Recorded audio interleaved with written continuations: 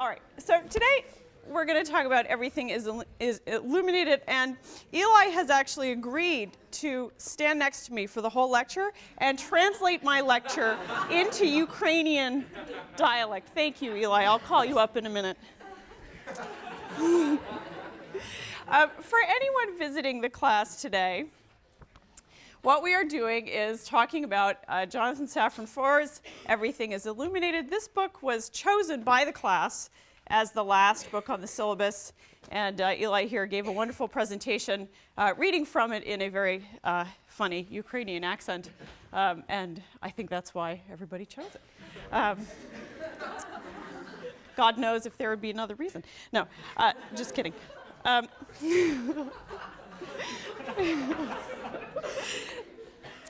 Now, when you meet a new novel, there are various things you need to do after you've decided whether you like it or not. If you're either a professor in an English class having to teach it, or you are a student having to talk about it or write about it in your papers. Beyond that, even beyond vocational necessity, there is the desire, I hope, that many people have to understand how new work fits into the body of existing literature. And especially, I think that's the case when an author is as openly ambitious as Jonathan Safran Foer is. It is very clear, the minute you open this up and you start reading, that Foer is aiming at a conversation with literature that has preceded him. It's also clear from his interviews, and I was particularly struck by something he said in an interview about his second novel, Extremely Loud and Incredibly Close, which is about 9/11. And I'll say a little bit more about that novel, which I haven't read, but I've read enough reviews of it to know a few facts about it, which I think are relevant to this novel. He said about it, he was asked by an interviewer, well, doesn't it seem risky to take on 9/11 as a subject? And he said, well, what seems risky to me is not taking on the important subjects of your time. That seems like the risk for a writer. And he says in another place, you have to justify the fact that you're sitting alone in a room writing all day. What you do has to be somehow world-changing. So for a 20-something-year-old writer, this is a heavy task. And I think you can feel the heaviness of it in the novel, partly in its formal ambition and partly in the subjects that it takes on. It doesn't take on 9/11, but it does take on the Holocaust. So I will have a whole argument about that aspect of the novel and how it fits into literature of the post-45 period. Because, lucky you, I happen to have written a book on this that came out in 2003 about genocide in literature. So this is actually a perfect novel for me to lecture on in that respect. When you first meet a novel of this kind with these ambitions, there are certain things that you do. And for me, those things include noticing just about everything I possibly can about the novel, and then thinking about what other things that I've read seem to be speaking to it, or it seems to be speaking to those things. Now, I promised that I would not conduct this entire lecture in Q&A, but I did not promise that I wouldn't ask any questions, so here goes. What novels seem related to this novel from our syllabus to you? Well, you can go outside our syllabus. That's okay. Did you have another idea? Yes. Yes, that's certainly in dialogue with this novel. Yes, and Foer talks about that as a novel that really was important to him. Okay, what else? What from our syllabus seems to be related to this novel? You've never seen anything like this before? Yes. Lolita, why? What in Lolita? Okay, yes, some of that humor. Yes, what else? What else from our syllabus? Yes? Also, I was going to extrapolate on Lolita. Yes, sure. Just the experiment in speaking through the voice of a character Yeah, absolutely, yeah. Inhabiting a voice that seems very foreign, yeah, to the writer. Yes, what else? Yes? Barth. Yes. And what was it about Barth that you think Foer learned from? I think kind of writing about writing.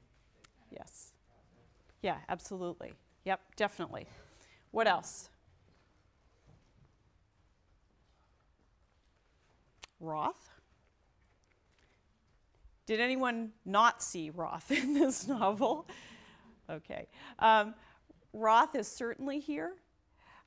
Pynchon is very strongly here. If you think about the episodes in Crying of Lot 49 with the paranoids, all those funny jokes and their songs, Foer learned a lot from Pynchon, and certainly even more from Pynchon's other novels, Gravity's Rainbow, I think particularly, than from Crying of Lot 49, which doesn't, because of its length, doesn't quite go to the operatic, playful lengths that a longer Pynchon novel can go to.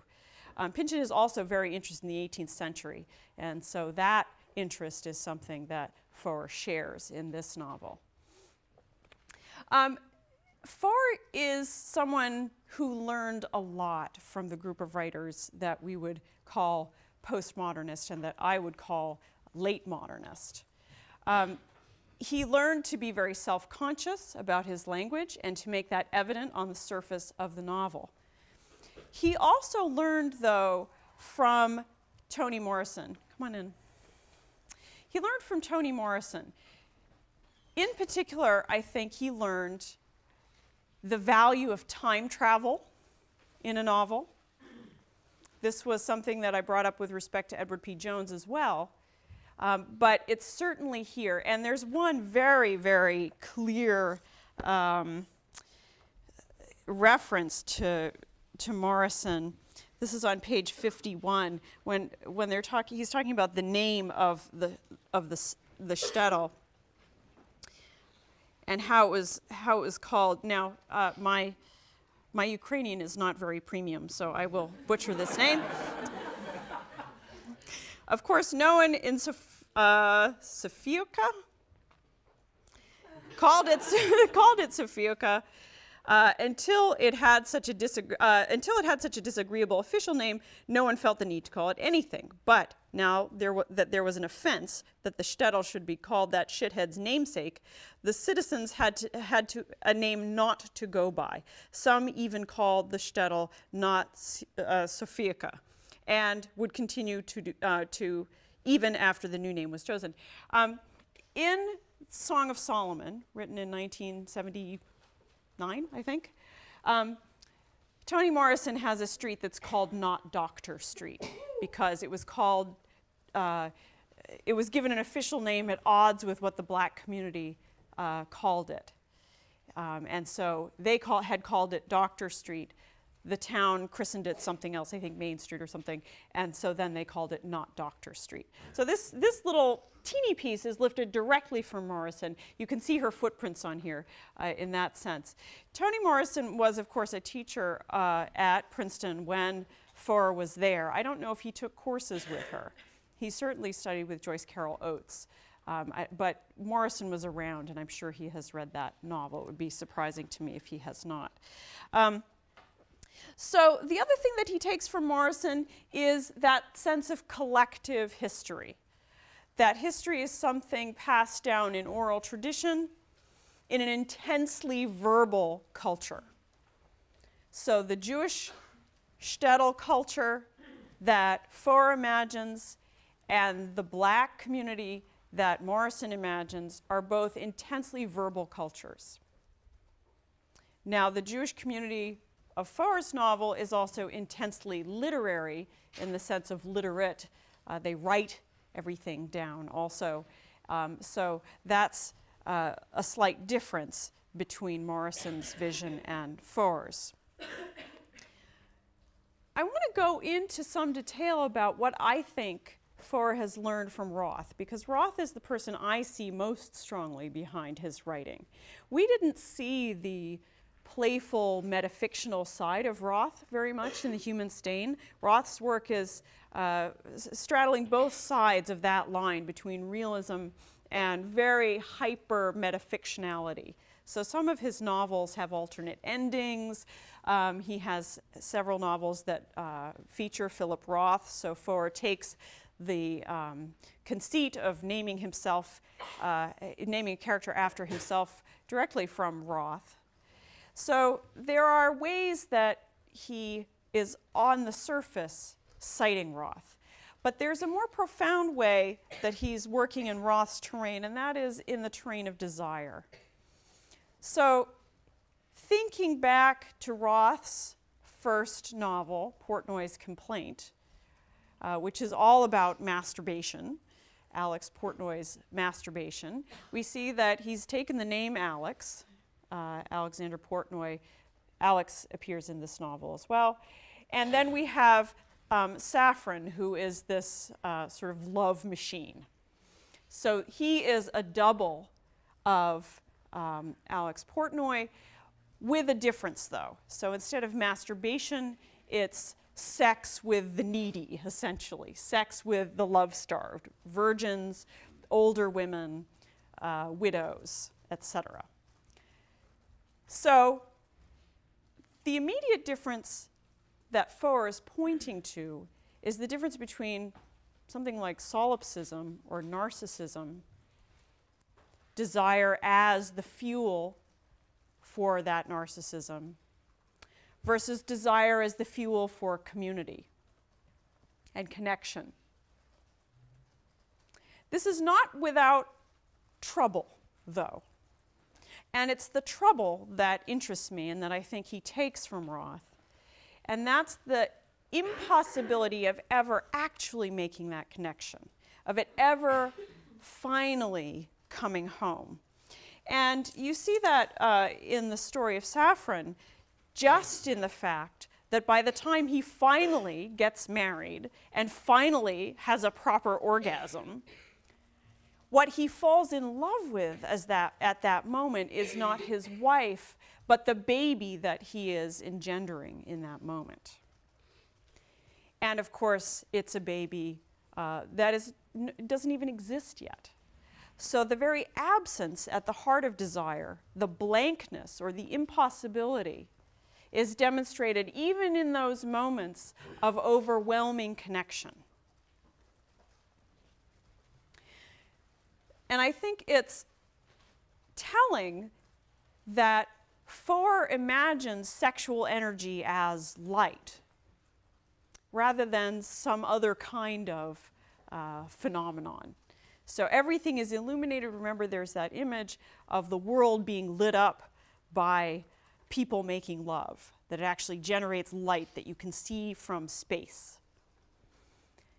It's not a concrete engendering act, even when it is. It creates something else, and that something else seems to be related to knowledge. How can you know your past? This is a problem in the novel, and it's a feature of the quest element, and I'll say more about that in my second lecture on the novel. But I think it has to do with a vague understanding that is imagined to illuminate the world as a result of desire's fulfillment, or almost fulfillment. But that theme of sex and desire is abstracted into lots of other forms. And the couple that I want to look at, one is sort of religious. This is on 140. Here we're learning about the veneration of Broad's husband, the Kolker, who is then bronzed and made into a statue in the town after he dies, still with the saw blade embedded in his head. This is at the bottom of 140. Those who prayed came to believe less and less in the God of their creation and more and more in their belief. The unmarried women kissed the dial's battered lips, although they were not faithful to their God, but to the kiss. They were kissing themselves. And when the bridegrooms knelt, it was not the God they believed in, it was the kneel. Not the God's bronzed knees, but their own bruised ones. This little moment of reflection on religious ritual or quasi-religious ritual is related to some things that I want to say about the role of Judaism in my next lecture. But as a practice, it is a practice of negativity, of acknowledging the impossibility of connection to that God and the impossibility of fulfillment from that God. But nevertheless, it is committed to the fulfillment of the effort to make that connection. So it's belief in belief. And in fact, the book that I'm writing right now is all about belief in belief. And so this confirms my sense that this is an important way of imagining how belief works in the current moment. You believe in the act of belief. So that's one kind of negativity. Then there's a visual image that we get over and over again, and that's of the hole, the empty hole. There are a couple of examples here. On 135, this is after Broad and the Kolker have separated themselves with a wall because the Kolker keeps beating her up. He's deranged in part sane, part deranged by his saw blade embedded in his head. And so they have this hole between them through which they can communicate, but the wall protects Broad from his rages, so he won't beat her up. They lived, this is on 135, they lived with the hole. The absence that defined it became a presence that defined them. Life was a small negative space cut out of the eternal solidity. And for the first time, it felt precious, not like all of the words that had come to mean nothing, but like the last breath of a drowning victim. So here we're offered two versions of negativity. One is all the words that had come to mean nothing, and the other is this physical emptiness, the hole. So the words that mean nothing are an emptiness that is frustrating, a blockage. But the emptiness that is the space, the visual space, comes to be a space of imagination that gets filled with imagination. So they see each other from a distance for the first time and are overwhelmed by the connection that can then be formed between them. So it's the very absence of the physical presence, one's distance from it, that becomes the fulfillment for this couple. So this, I hope you can see the structural similarity or the logical similarity between believing and belief. And we're told of Broad, remember also on page 83, that she was constitutionally unable to love anyone. This is at the top of 83. When she said, "Father, I love you," she was neither naive nor dishonest, but the opposite. She was wise and truthful enough to lie. They reciprocated the great and saving lie that our love for things is greater than our love for things, willfully playing the parts they wrote for themselves, willfully creating and believing fictions necessary for life.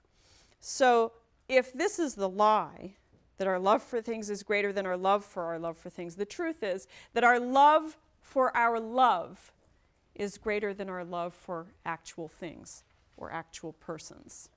It's the same structure as the belief in belief.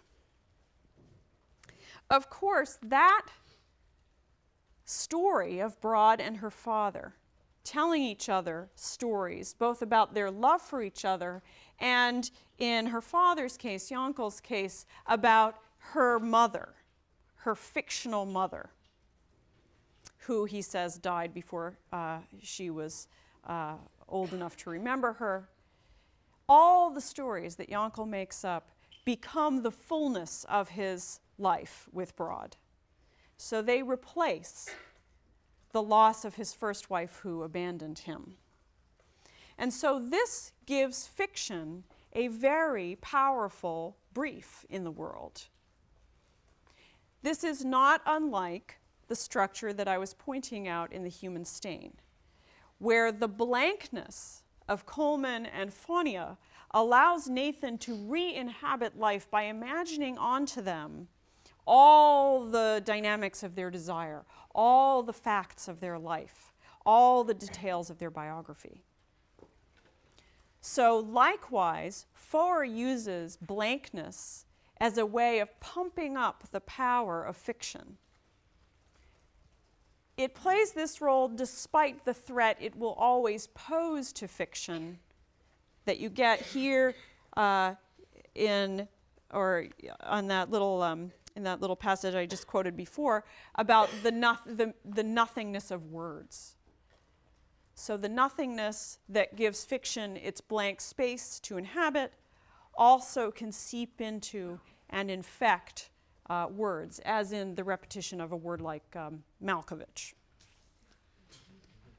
It is an infection that bothered critics about this novel. They felt that the postmodern play of the novel was essentially trivial. Because these kinds of play had been conducted in novels 30 years, 40 years before, and many more than that if you count Tristram Shandy in the 18th century, but took powerful hold in American fiction in the 60s, they felt that Foer was simply taking out those tools and deploying them again, but not for any new sort of payoff. So fiction, some critics were frustrated with this. Now, this brings me to a second kind of context that I would bring to this novel, or I do bring to this novel as I think about it. In 2001, Jonathan Franzen's novel, The Correction, won the National Book Award. The Corrections attempted to make a marriage between the postmodern novel, as he understood it, the novel filled with those kinds of verbal play. And Franzen modeled his novel on William Gaddis's novel, The Recognitions, which is about an art forger. It's about 900 pages of incredibly experimental prose. It's extremely hard to read. But for Franzen, that novel had enough in it of character development and human investment to go along with its verbal playfulness that it made him want to keep reading it.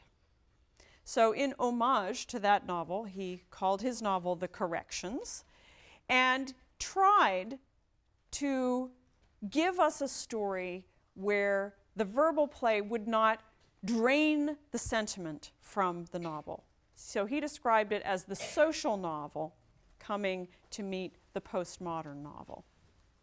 He announced this to great fanfare in an essay, and of course the novel then became famous and he became infamous when he was invited by Oprah to go on Oprah's book club with The Corrections, and he refused. It was quite a scandal in the literary world. And then he tried to go back on it and say, oh, okay, Oprah, I really wasn't being a snob. I'll come on your show. But then she was like, no, sorry, we're scheduled for that week now. It was really a mistake on Franzen's part. But it also demonstrated his own ambivalence about the very project he had set out to accomplish, which is to make a novel that people really want to read, that has some sentimental purchase on you, that has characters you could care about, as well as being extremely ambitious in this way, in this formal way. Now, that novel, the way it tried to get sentiment and verbal play to line up, was in part by making one of the central characters an Alzheimer's patient. So it's about a man, it's about a family, a Midwestern family, And the two parents get extended treatment in the novel, as do the three children grown children in the family. And the father has Alzheimer's, and so there's a very Pynchonesque scene when his shit starts talking to him. And this is taken right out of Gravity's Rainbow. There's a scene very similar to this in Gravity's Rainbow. So Franzen tried to make that poignant by making it something that the modernists tried to do, which is the representation of the actual workings of a human mind in a daily situation. And the terror of it for that character, I thought, when I read the novel, came across quite powerfully. So for me, in part, it worked. Foer is doing something that is related. He is trying to have both sentiment and formal play. How many of you felt for these characters? How many of you felt that they were really inaccessible to you, flat, unemotionally interesting to you? Okay, just one. So I think he succeeded probably to a greater degree if you read the critics, and you can read that in this incredibly bulked up blurb section in the packaging of this novel. A lot of critics did really like this novel, and I think that's why. That for most readers, he did succeed. Now, I have things to say about that, but in a minute, I want to say that there's another kind of context that I think you could attend to productively, and that is the quality of this novel as a campus novel. Now, that's probably not exactly what you were thinking of when you read this novel. It's a campus novel because it was written on a campus. And it's also a campus novel because it is in part a coming-of-age novel about someone who goes from needing a lot of help with his writing to kind of writing on his own. So what you see is the displacement of a narrative that looks very much like Foer's development, or you would imagine the development of a writer in a writing program at Princeton over time. At first, needing suggestions from a mentor, and a lot of the way that we come to know the character Jonathan Safran Foer in the beginning through Alex's letters has to do with things that he has said to Alex about how to write, suggestions he's made. So Jonathan Safran Foer remains as a sort of shadowy presence for much of this novel, but we see his wise sayings to Alex about writing. It's an interesting inversion of the situation that the author was in fact in. He was in the class, taking the class, not teaching the class when he was an undergraduate. And this was written when he was, I think it was published when he was 21. The bar is not high, don't worry. No, I'm just kidding. The bar is very high. Let me say that. The bar is very high, but don't worry. Life is long. You have plenty of time.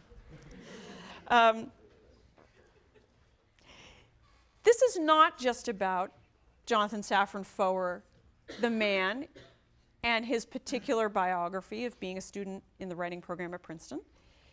It is also about an institutional history of writing in the second half of the 20th century. If you remember, way back when I lectured on Flannery O'Connor, I mentioned to you a critic named Mark McGurl at UCLA who is writing a book called The Program Era, or has written it. I think it should be out very soon, called The Program Era. And it's an analysis of how writing programs leave their mark on the fiction of the last 50 years. Because what's particularly striking and new about writing in this period is that a lot of it happens on campuses. And a lot of authors are writing for campus audiences. So Foer's novel is a version of that kind of fiction. And we can read it that way, I think, quite easily. It fits in that story that Mark McGurl tells about the development of this period. So just as when I read it, I see that notation about belief in belief and the love of love, and it fits into a story that I'm telling about the evolution of religion and literature in this period, so you can ally it to other arguments that are made about the period too, and that help you to see why certain things might be in the novel and what kind of work they do there. And finally, there's a last context that I saw pointed out, I think it was in the review in The Nation, and that's of trips of Americans to post-communist Europe and post-communist Russia. Apparently there was a whole spate of novels that came out right about the same time where Americans, almost invariably young men, went to the former Soviet republics and had coming-of-age experiences. So this certainly fits that genre. I don't personally have a lot to say about that. I think it's interesting to see it as being aligned with a group of novels that do that. It doesn't, for me, provide any particular insight, but that's not because it wouldn't. It just happens that I'm not, that didn't strike a chord with me or lead me to other points of analysis. This is another point that I want you to take away from my engagement with this novel. That is that no matter what context can be brought to it, you as a reader bring your own particular one, your own particular set of knowledge, your own particular training, your own life experience. So we're getting to the end of the course, and in a way, you have now the opportunity to approach these novels, any new novel that's written, with several kinds of stories about the period in your mind, because now you have read, I hope you have read, many novels in this period. And you can see where the connections are. So you're starting to draw those. You'll need to do that on the exam, but far more importantly, I hope that you will continue to do it when you read on your own outside of class. A lot of you are seniors. You may not have a lot of time after you leave school to read novels. When you do, I hope it will be part of your pleasure to approach them with a sense of empowerment, that you can know where they fit in the history of the art form they're engaging, apart from your own pleasure in reading them, which will, I'm sure, be the primary reason you'd pick up a novel to read it. But there is that other intellectual pleasure that you now can have. I want to encourage you to feel that you can do that. It doesn't mean that it will always produce insight for you. So I have been thinking about this novel for approximately 2 weeks. Most novels that I lecture to you about, I have been thinking about for at least 2 years.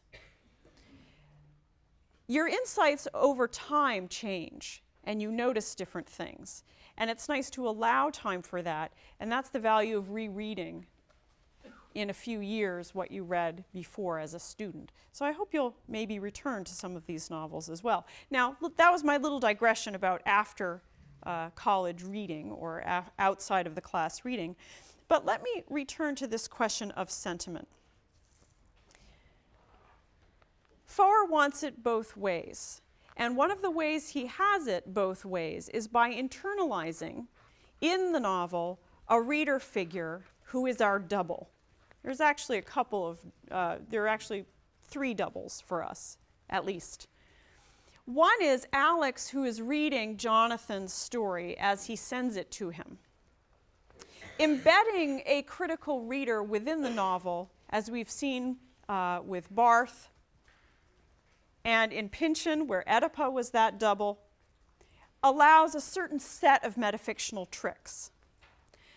One of the most reliable functions for that internalized reader is to cue you, me, the actual human readers, to notice or feel certain things, or, if you are Nabokov, to be misled in certain ways. Think of the prologue from John Ray, Jr., which misleads us in reading that novel.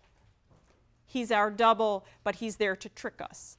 I don't think that Alex is here to trick us. And just to note how he cues us. Let's look on 142 and 3. This is one of the letters where Alex is less busy with self-presentation by this point in the novel, and he's really responding to what Jonathan has sent him. This is in the middle of 143. Those things that you wrote in your letter about your grandmother made me remember how you told me on Augustine's steps about when you would sit under her dress and how that presented you safety and peace. I must confess that I became melancholy then and still am melancholy. I was also very moved, is this how you use it, by what you wrote about how impossible it must have been for your grandmother to be a mother without a husband.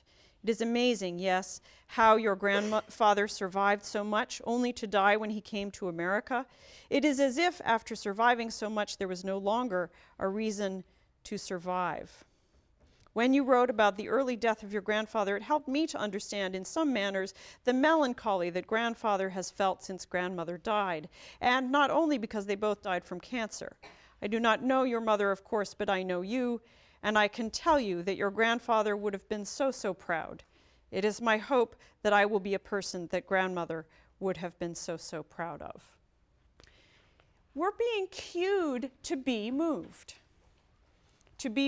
by the story in these particular ways, to take his reflections on his grandmother, which are indeed very lovely, and to be moved by them. But one reservation, I guess, I have about the success of this move is just its boldness, I guess. I'm being told that I should be moved by these passages. There are also moments when we get reflections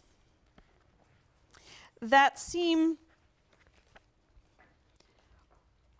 like they would never stand if they were not embedded in Alex's voice. And this is on 68, 69.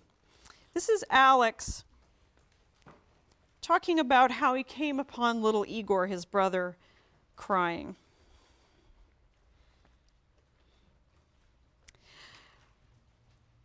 I knew why he was a little less than crying. I knew very well, and I wanted to go to him and tell him that I had a little less than cried too, just like him, and that no matter how much it seemed like he would never grow up to be a premium person like me, with many girls and so many famous places to go, he would. He would be exactly like me.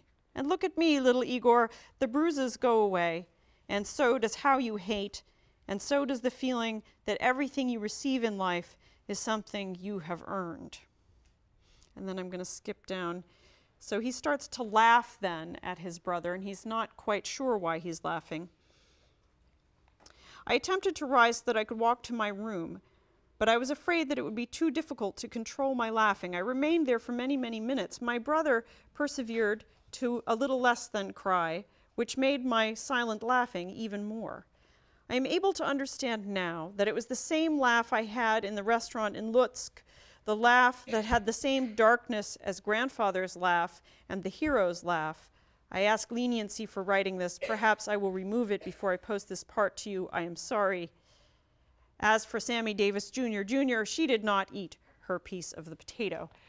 Those reflections on laughing and crying, I think they might sound quite maudlin if they were not in Alex's voice.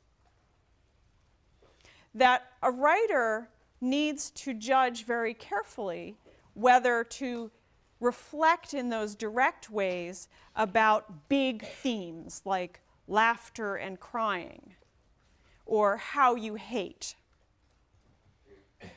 So these are the topics that will be a pitfall for any new writer sitting down to say, I am going to write about love. I used to teach creative writing, and one of the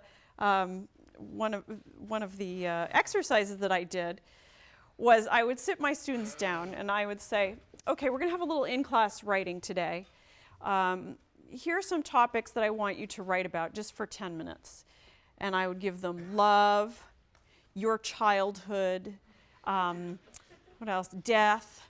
Can't remember what else. And so then they'd very earnestly do it. And then I'd say, okay, now I want you to take your paper, and I want you to underline every single cliché that you wrote.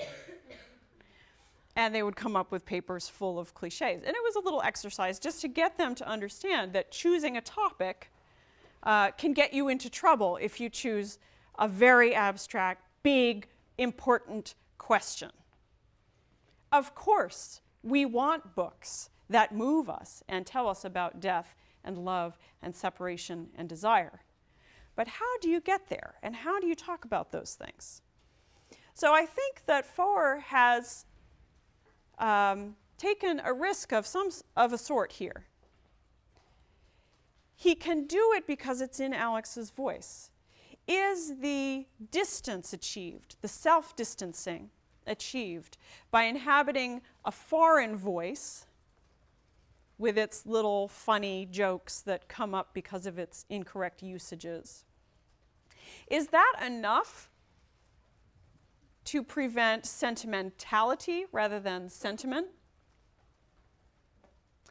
Is it powerful enough language in the abstract that it moves us as a discourse on laughter and loving? Is the detail of little Igor and Alex's love for him enough? Now remember, we know nothing about Igor as a character, his brother as a character. Do we feel that the relationship between the two is earned for us as readers? Maybe we do. Sometimes I did. Other times I didn't. So this is something that I'm still thinking about. Does it succeed at what Franzen too was trying to do, which is to infuse intellectual wordplay with human resonance? Does it succeed?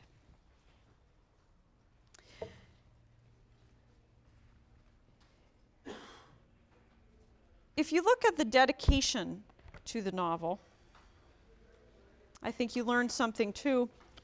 This is under the acknowledgments. Did any of you read this? These are the acknowledgments. At least once every day since I met her, I have felt blessed to know Nicole Aragi. She inspires me not only to try to write more ambitiously, but to smile more widely and have a fuller, better heart. I am so, so grateful. And you hear that so again from the passage I just read. And it is my pleasure and honor to think of the wonderful people at Houghton Mifflin as family, so on and so on, whose advice in literature and life seems always to boil down to feel more, which is always the best advice. So feeling is very much on the surface of the effort here. What would it mean to read this as a sentimental novel? Does the playful treatment of shtetl life disable our connection with those characters? One of the things that I think succeeds wonderfully about this novel is Broad as a character. I think you do want her to have a good life, as Alex does, and you feel the tragedy of the life she gets. And I think you get that payoff because she is developed. She has time to develop in the course of the story. So for all its time travel back and forth, for all its playfulness, for all the jokes and riffs, Broad has time to develop, especially in relation to her father and in relation to the Kolker, her husband. And we learn things that make her more complex over time. And so when we finally learn what she asked the Kolker to do after she was raped and before she agreed to be his wife, when we learn that, and I won't reveal it because I don't know if you're all there yet, it gives us a much more complex version of what she is as a person, of who she is as a person. So I think he earns it with Broad. That, to me, is a kind of achievement because of the role that riffing plays in the development of that story. Riffing on Jewish behavior in a novel by a Jewish writer is certainly well-trodden ground. Roth has been treading that ground for many decades. I think what Foer does that Roth didn't do is fully identify with the community in a convincing way while he's doing it. And this is related to what I will say about his use of the Holocaust in my next lecture. I'm going to stop there, and I hope you will be sure to finish the novel by Wednesday.